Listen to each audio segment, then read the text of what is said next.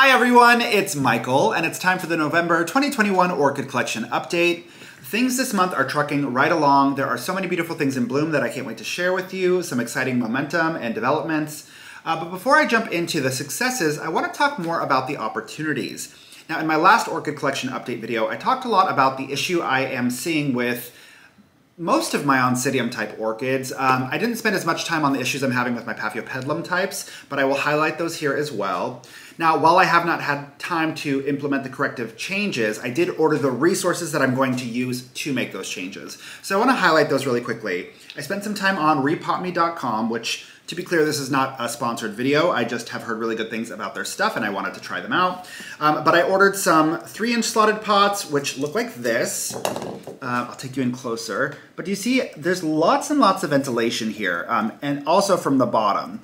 So I bought those in 3-inch, and then I also bought the exact same in 5-inch.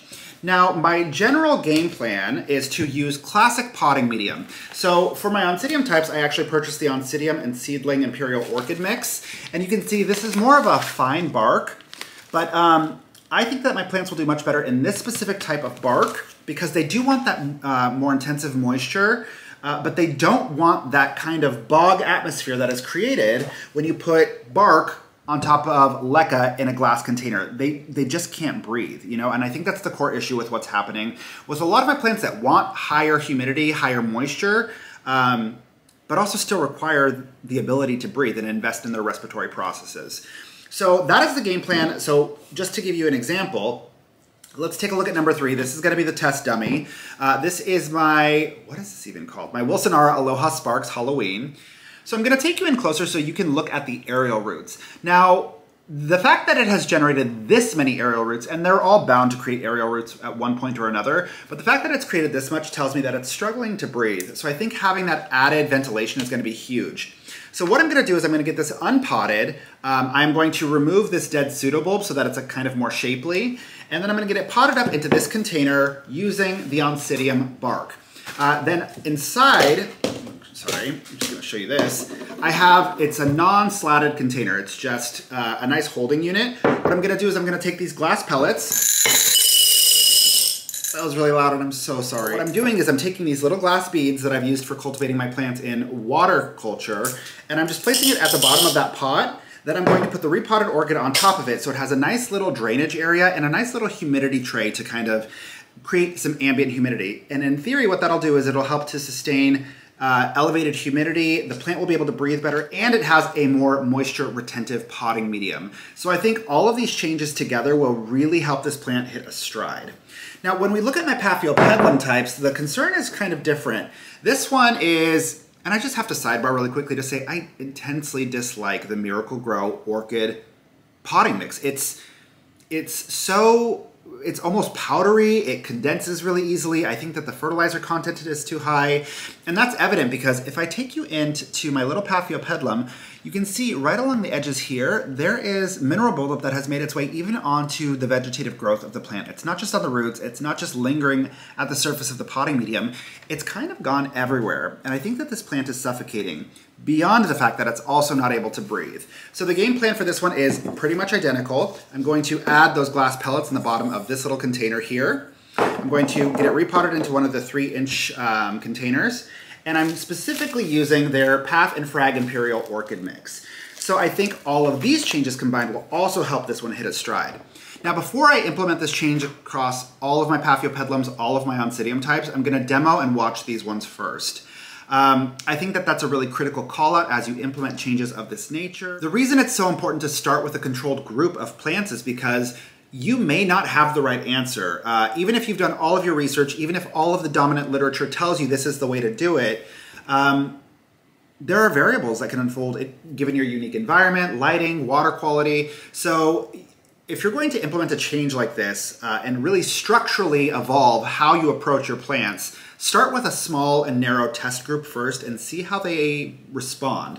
So I'm gonna make this change pretty much right after filming this Orchid Collection update video. And then I'll be able to report back next month how they're doing. If they're doing phenomenally well and they've taken to it super well, then I will implement the change across the rest of my plants. Now, one other thing that I think is really critical to highlight here is that I am doing this at a very specific time. You can see on this Oncidium, for example, on my Wilsonara, we have new growth and lots of vigorous new root tips. This is creating a new growth. It is not flowering. It's not directing its energy elsewhere. So it is well equipped to accept a new potting method.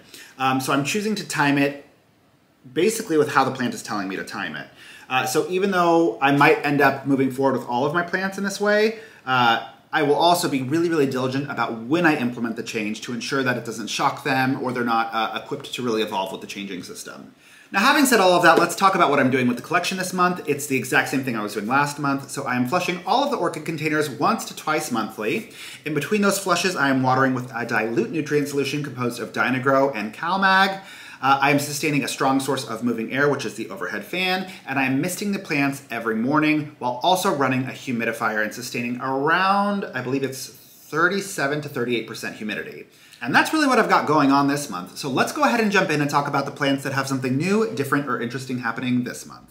Now, since we informally started with number 3 in the collection, let's go ahead and move on to number 8. This is my Banfield Mystic Maze, and this one is situated quite similarly to number 3. It has that beautiful new growth coming in. It has these vigorous green root tips, so it's primed and ready for a repot. I think this one will acclimate really, really well to the potting method that I outlined at the beginning of this video, but I'm going to see how number 3 responds first, but I think this one will be close behind it. Moving on to number 11 in the collection, this is my Cycopsis mendenhall Hildos. You can see it's just dropping another bloom, but it has 3 more coming right in. I do anticipate that this one's gonna throw out a flower spike shortly because it has so many new growths. And even there's one down here that I just noticed coming out from the side. I think that this one might need a repot soon. I think that it's starting to strangle itself out a little bit in this container. And the reason I say that is even though the color is vigorous, do you see how there's some slight pruning in the leaves?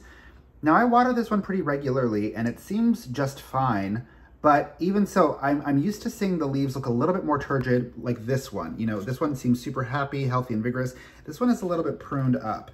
So I think that a repot might serve this one well just to have a little bit more wiggle room and the ability to metabolize more water.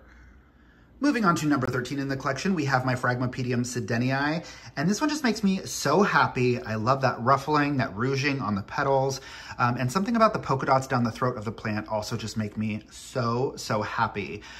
This is stunning. It's a sequential bloomer. This is the 3rd bloom it's produced off of this spike, so I'm not sure how much longer it will go on, but it also has another flower spike coming in on the other fan as well as a new growth.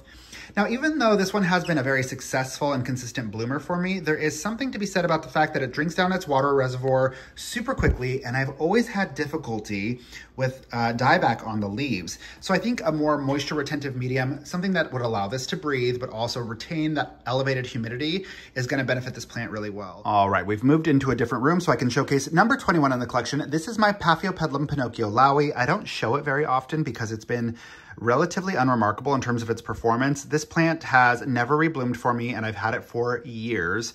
It did not like semi-hydroponics. That dry top layer really, really impacted its ability to put down roots. I added a top layer of sphagnum moss and it started to do okay. And then I converted it to this method with the Miracle Grow Orchid potting mix and it just hates it. You can see, look how much accumulated mineral buildup there is. It just does not like it. And it's continuing to suffer with dieback. So this one is also a really prime candidate for the repot method that I showcased. Now jumping to number 25 in the collection, this is of course my Epiderm and or prestigia green hornet.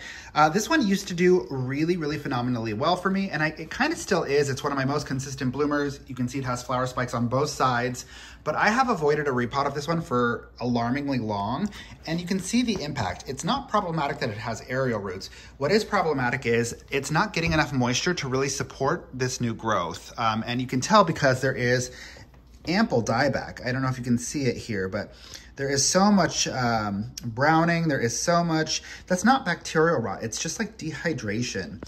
And also I find that when they start to stick on themselves like this and the leaves don't fully unfurl, it's because they're not making adequate contact with moisture. So this one desperately needs a divide and a repot. So that's coming soon. Again, I'm just gonna test the new method first and see how that goes, but this is an urgent situation. On to number 28 in the collection. This is my Minicatleia Purple Blue Hawaii. and I just want to weep every time this one blooms. So stunning, so fragrant, and I don't know if you can really tell, but there is this iridescent, glittery quality to the petals. Just so stunning. It's one of my absolute favorites. It's been in my collection for so long, and just so incredibly reliable. Now, this one is proof of the power of a repot. You know, this one, even though it's been one of my most consistent bloomers and it's done very, very well for me over the years, it just outgrew its pot and then kind of lifted itself up and out of the container, so it wasn't making any contact with the moisture, and it stalled out for a while. So I got it repotted. You can see it very eagerly and happily accepted that repot. It's got tons and tons of roots going everywhere within the container and outside of the container. A really healthy balance between respiratory roots and, you know, water converting roots. I know, they both do both, but you can see that they have their specialties. And this one has just so quickly rebounded, put out new growths, and given me another bloom. Absolutely stunning. And the scent, I just can't get enough of it.